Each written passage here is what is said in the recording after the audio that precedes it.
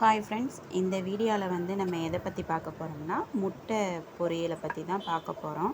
சிம்பிளாக முட்டை பொரியல் செய்வது எப்படி அப்படின்னு தான் இந்த வீடியோவில் பார்க்க போகிறோம். அதுக்கு தேவையானது எண்ணெய் நல்லா சூடானோன்னே கடுகு, சீரகம் நல்லா பொரியணும். அந்த மேலே மேலே வெடித்து வந்தோடனே கருவேப்பிலை போடணும். கருவேப்பிலை போட்டதுக்கப்புறம் நீங்கள் கொஞ்சோண்டு மிளகு தட்டி போட்டால் நல்லாயிருக்கும். அதுக்கப்புறம் வந்து வெங்காயம் போடுங்க. வெங்காயம் நல்லா ஃப்ரை ஆகிறதுக்கு கொஞ்சோண்டு சால்ட்டு போட்டிங்கன்னா அது நல்லா வதக்குறதுக்கு ஈஸியாக இருக்கும். சீக்கிரம் கொஞ்சம் ஃப்ரை ஆகும்.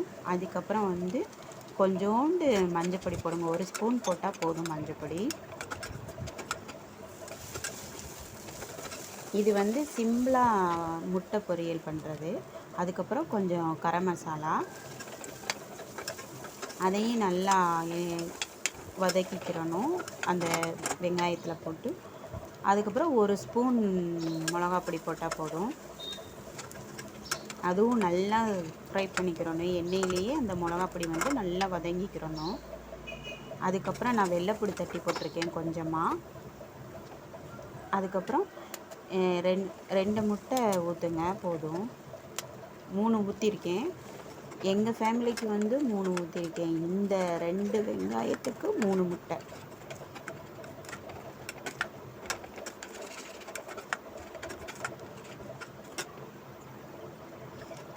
தேவைக்கான சால்ட்டு போட்டாச்சு. அந்த முட்டை பொரியலுக்கு தேவைக்கான சால்ட்டு ரெடி ஆயிடுச்சு. இதை வந்து பூரிக்கு தொட்டு சாப்பிட்டா டேஸ்ட்டாக இருக்கும். Thank you friends.